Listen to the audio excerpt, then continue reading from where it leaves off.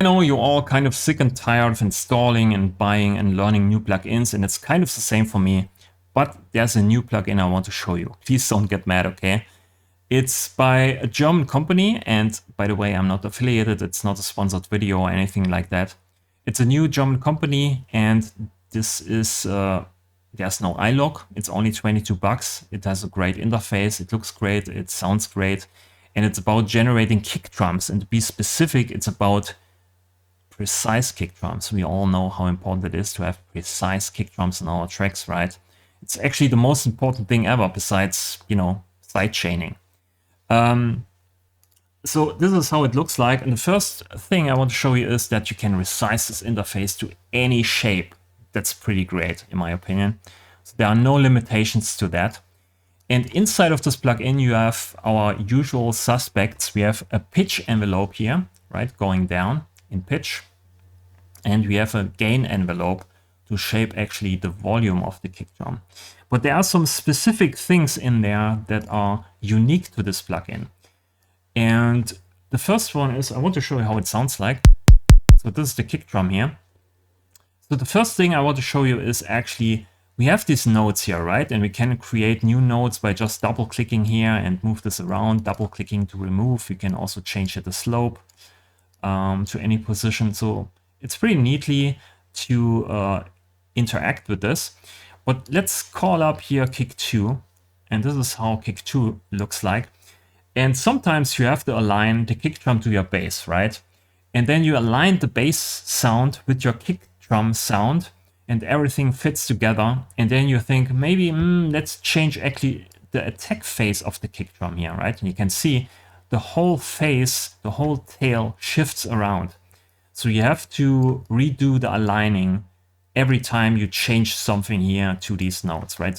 It's a bit annoying. And inside of this plugin here, it works differently. So here, when I change something in the beginning of this kick drum, you can see the rest, the tail of the sound or the wave shape stays rock solid in place, which is pretty neat. So you align basically the tail of your kick drum to your bass, and then you can make changes here to the beginning to change a bit, you know, the sound, the tonal initial transient click to the kick drum to have a different taste to it. So that's the first neat thing of this plugin, that it stays rock solid with the phase. If you want to change the phase, you can do this separately by using here this P slider. You can drag this in and can use this to align the kick drum to the bass phase and, you know, play around with this a bit.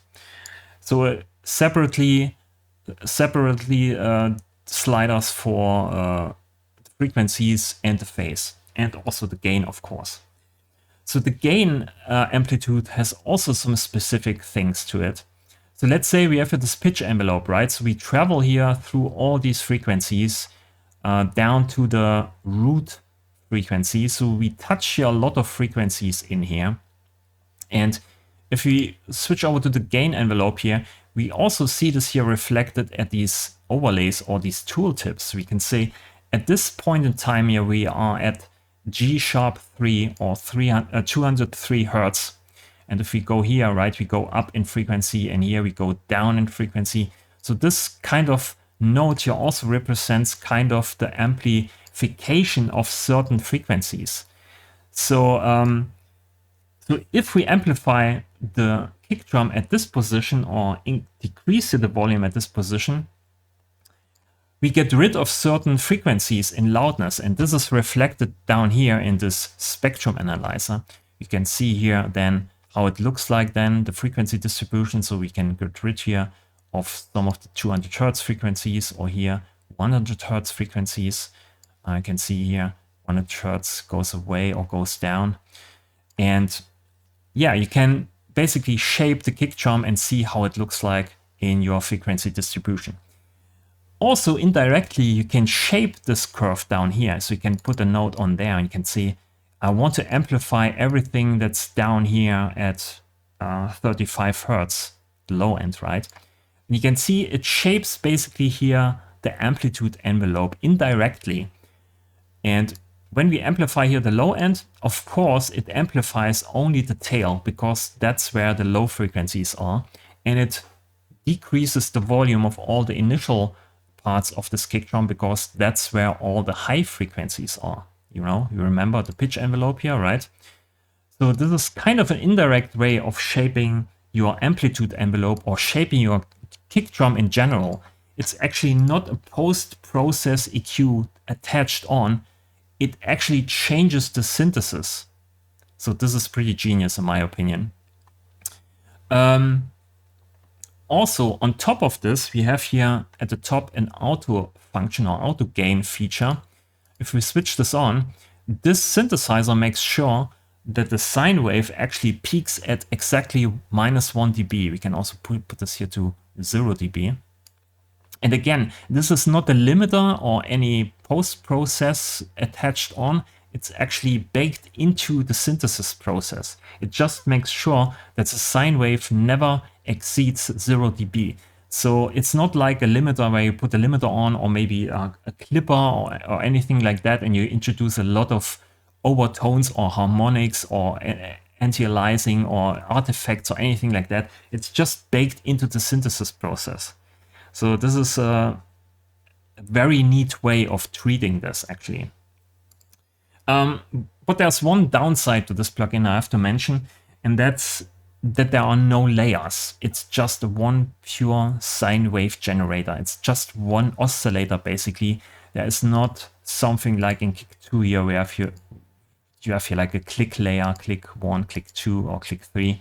And you can layer some noises on top or some initial transient clicks or anything like that. There's nothing like that in this plugin. So it's just a pure sine wave generator. But for what it does it actually pretty great. Okay. Okay, we can also switch here the EQ off. We can also switch here the snapping off if we want to. We can change here the drawing style of the oscilloscope. We can change the size of the tags here by clicking and dragging. We can also remove the tags by just clicking this once. We can remove here on the right side here this dB meter. We can change the size of the grid if we want to. And we can change the length of the kick drum here in milliseconds, right? We can just click and drag and make this longer or shorter. And now comes to the best part. You can also dial in here a time frame that's dependent on your BPM, right? So if we have here 116, or let's say 1/8 note long. So this kick drum now is exactly 1/8 note long. And if we change the BPM, you can see 1/8 stays the same because it's always 1/8, but the milliseconds change, right? So this one is basically dependent on the BPM of your project, and MS is completely free, independent of BPM. So you either dial in one or the other. So if I do drum and bass, right, I'm usually at 172 BPM, and I know my kick drum is probably, I don't know, 116 note long, right? And then there's here this thing. I also can show you this this wave file export, and it works a bit differently. Normally you are used to clicking and dragging this into your DAW. This one actually is just one button press, and then it's copied over to the clipboard.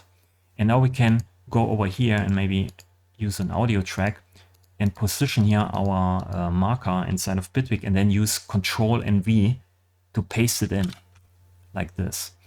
And the benefit of doing it this way is actually that you can click multiple times here and just, you know, distribute your kick drums at different points in time on the thing. You don't need to click and drag, click and drag, click and drag. I don't know if it's better, but it's actually it's a good idea to think about this, right? To do it a bit differently. So just you click once and then you have it in the clipboard, and then you can paste it into your project. So this is how it works in Bitwig, at least. Yeah, then is here a mode you can switch between preserve and stretch.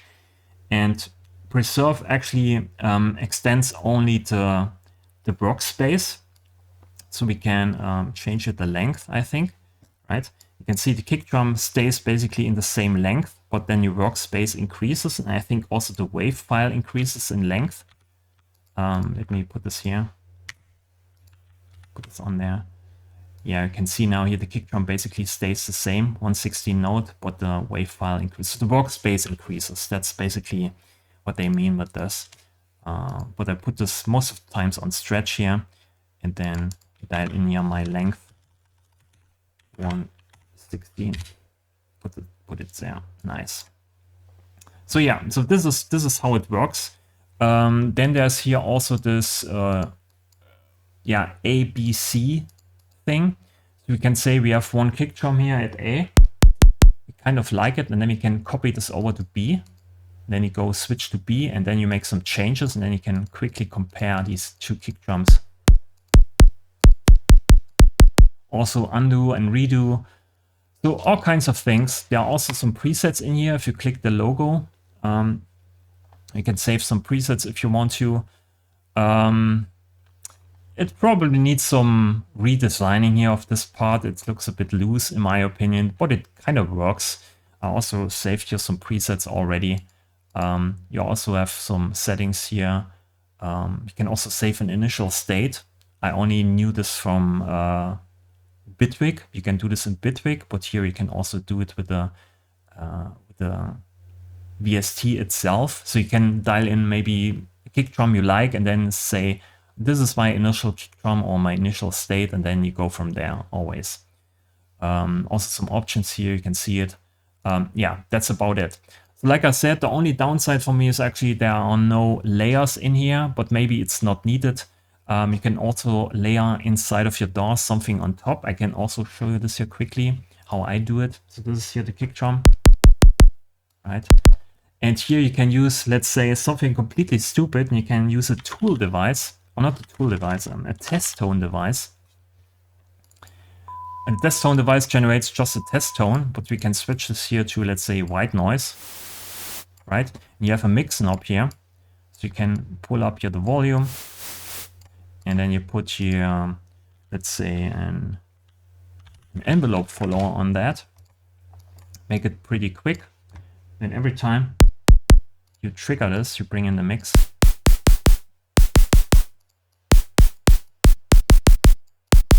You can change the loudness here with this.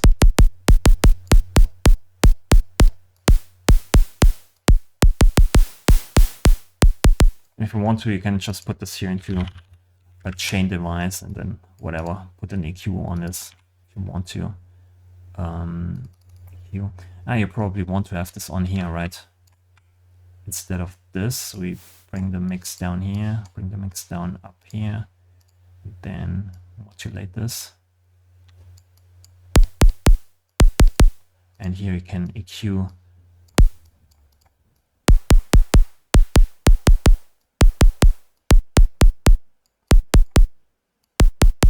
Yeah, so this is kind of possible inside of Bitwig, and then you can bounce it out or just leave it on.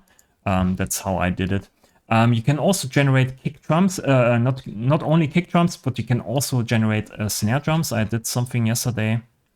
Let me see, snare here. That's how it looks like. You can also put your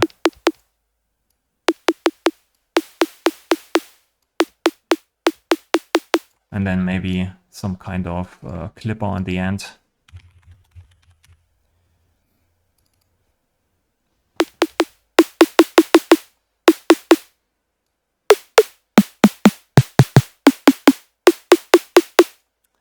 And again, you can go into the gain section here, put something on the EQ, and then amplify certain frequencies. You can change the Q factor here, but you can't change it with the mouse wheel, and you can't use Alt or Control, anything like that. You have to use here the Q thing, at least for me. Maybe this needs to be fixed.